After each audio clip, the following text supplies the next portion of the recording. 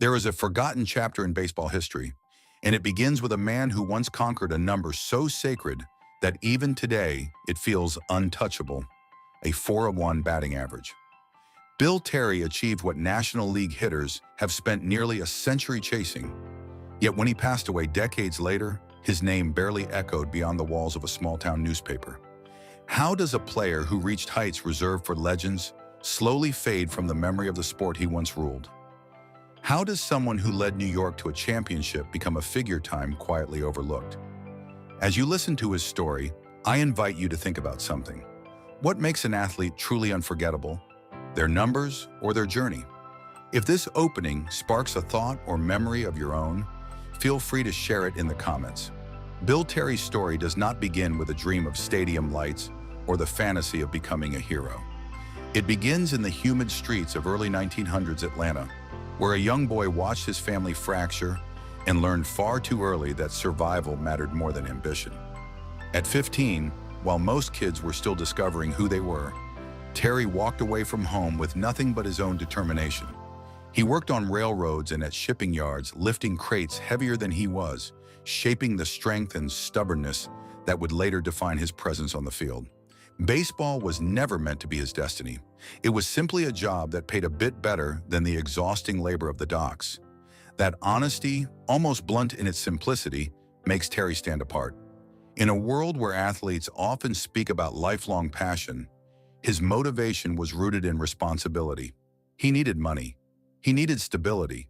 And baseball, unexpectedly, offered both. He started as a pitcher in small southern leagues, showing promise but not brilliance. Yet every time he stepped into the batter's box, something changed. His swing was compact, confident, almost instinctive. Coaches noticed, teammates noticed, and eventually the minor league world noticed. But just as his talent began to bloom, life intervened again. Terry married young, and when his wife became pregnant, he faced a decision that would shape his identity. Chase a sport he didn't fully trust, or walk away to protect the people depending on him. He chose family. He left baseball. For a moment, his story could have ended there, as one of the countless gifted players who never make it beyond local fields. Yet destiny has a way of circling back, especially for those who don't chase it, but quietly earn it through grit. Before we move on, I'd love to know your thoughts. Have you ever stepped away from something you were good at because life forced your hand? Sharing your perspective might help others who face the same crossroads. Terry's return to baseball was not a triumphant comeback engineered by ambition. It was gradual, almost accidental. After leaving the sport to support his family, he found work in Tennessee, steady but unremarkable. Yet people around him kept noticing the way he talked about baseball, not with passion, but with a quiet certainty that he could still play if he wanted to.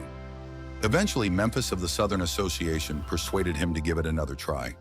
He agreed not because he missed the game, but because the paycheck made sense. What happened next was fate disguised as routine opportunity. When the New York Giants came to Memphis for an exhibition game, manager John McGraw watched Terry take a few swings and saw something rare. Discipline without fear, contact without wasted motion. McGraw, a man who ruled his team with absolute authority, liked what he saw until he actually spoke to Terry. When the Giants expressed interest in signing him, Terry didn't express gratitude or excitement.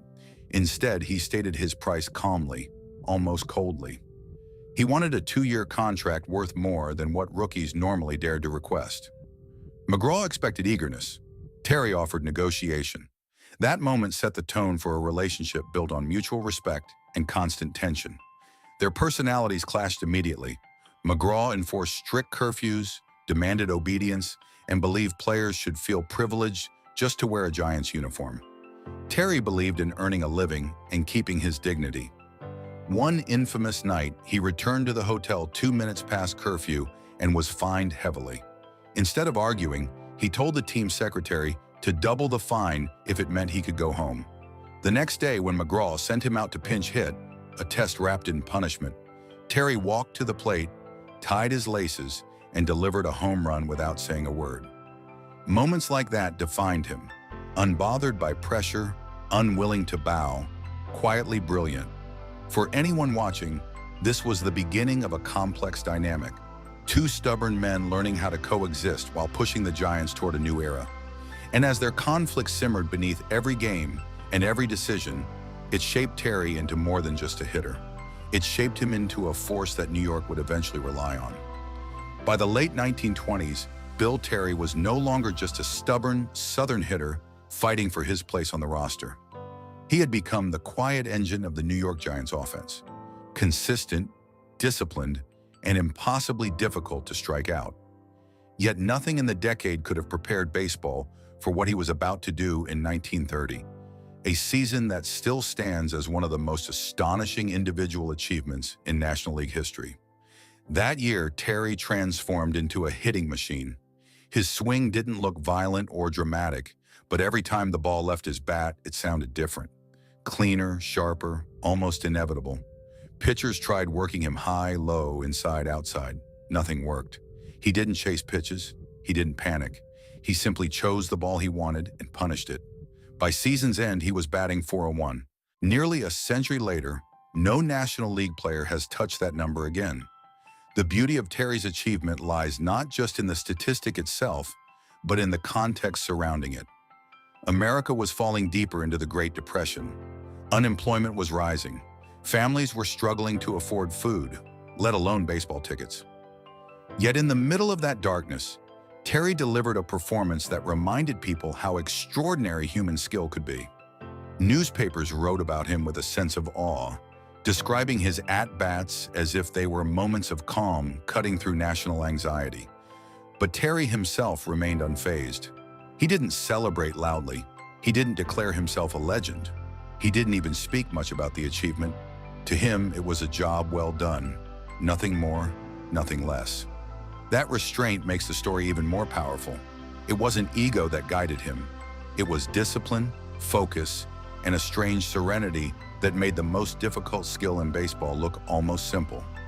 Fans who lived through that era often recall Terry's 1930 season as a rare memory of hope, a reminder that even in troubled times, greatness could still emerge unexpectedly.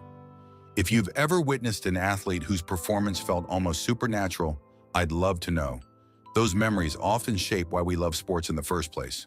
When John McGraw's health began to fail in 1932, the Giants faced a moment that could alter the identity of the franchise. McGraw was one of the most commanding figures baseball had ever seen, strict, fiery, and unshakably authoritative.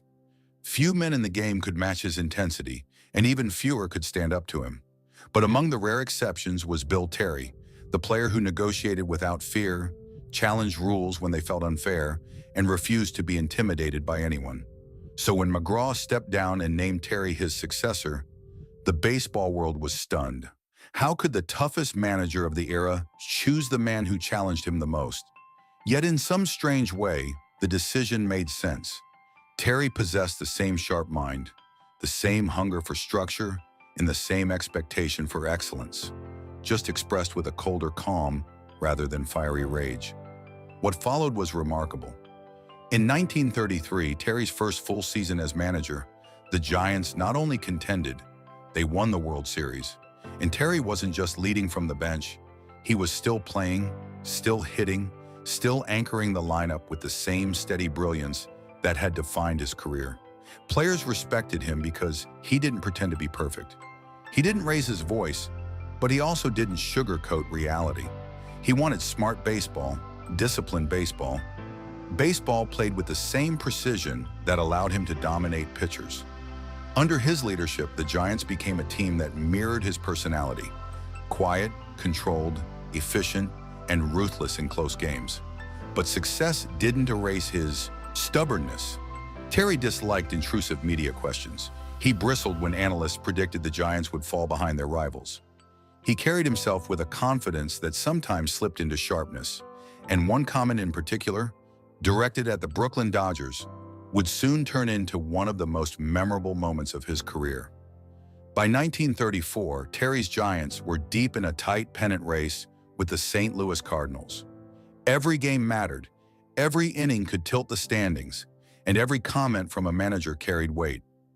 Reporters flocked to Terry for predictions, hoping to ignite a headline-worthy quote.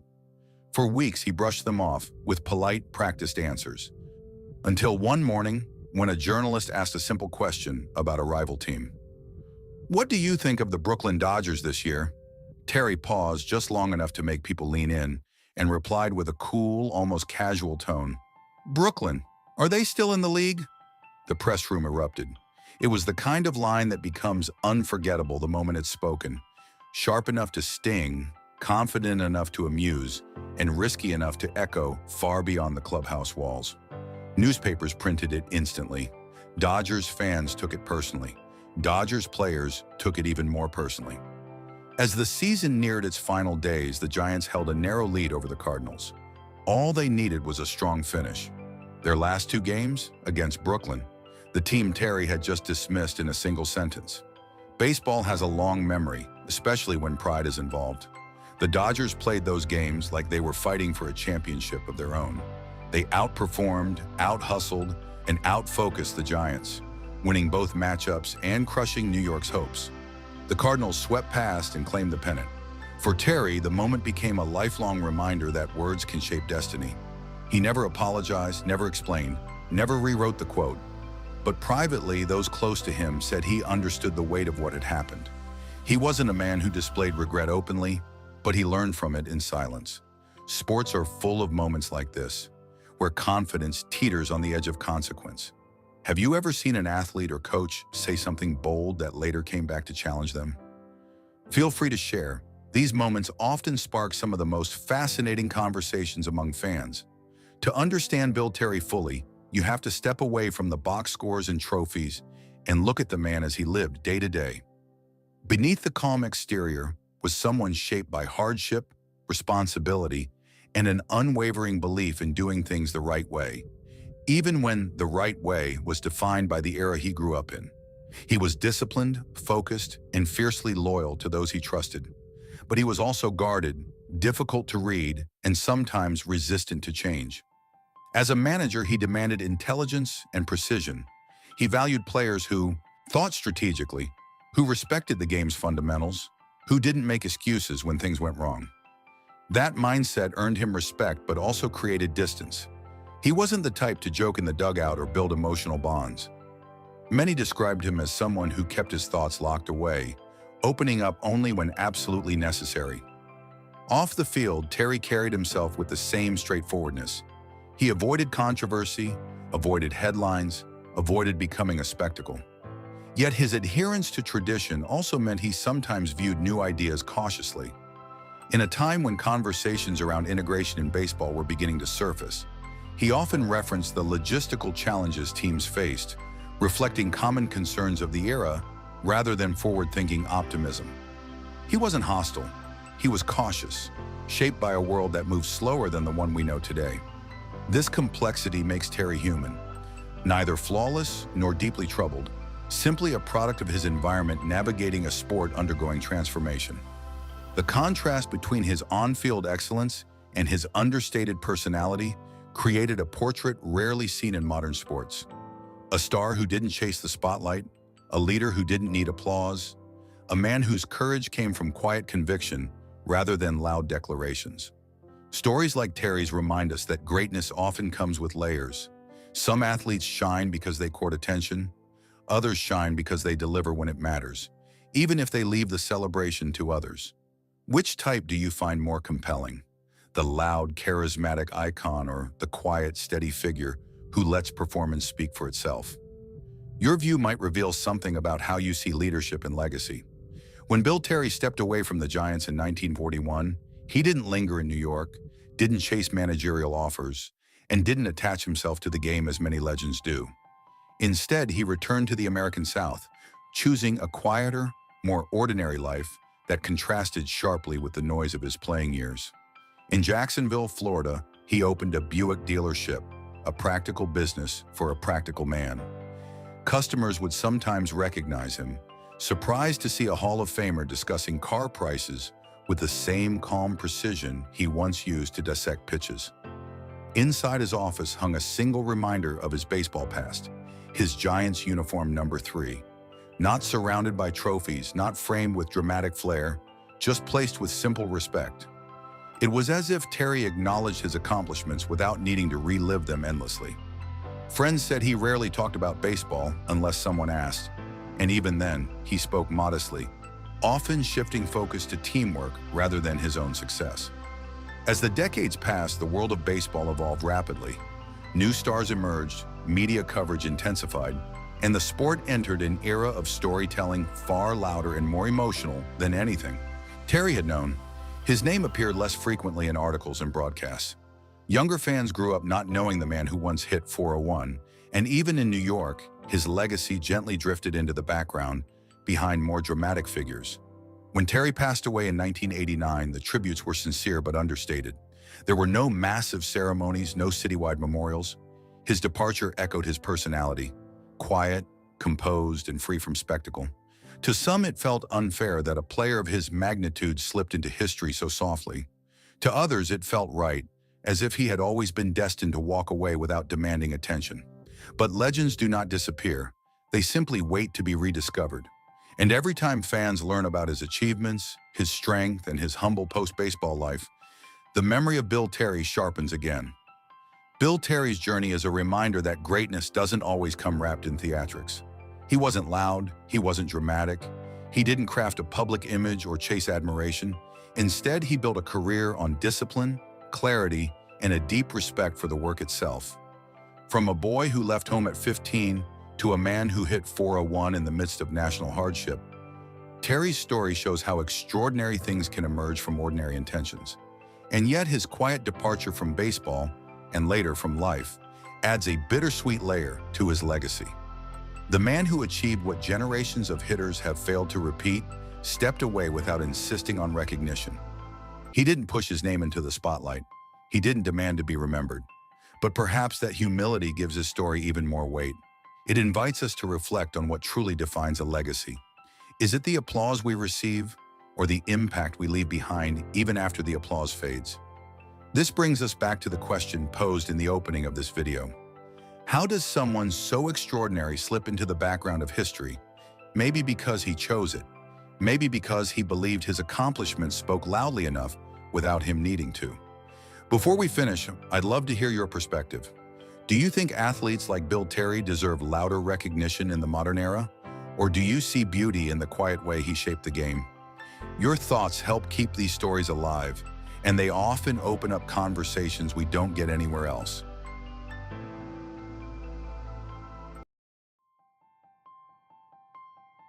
If this video gave you something to think about, consider liking it, sharing it with someone who loves baseball history, or exploring the related videos on our channel.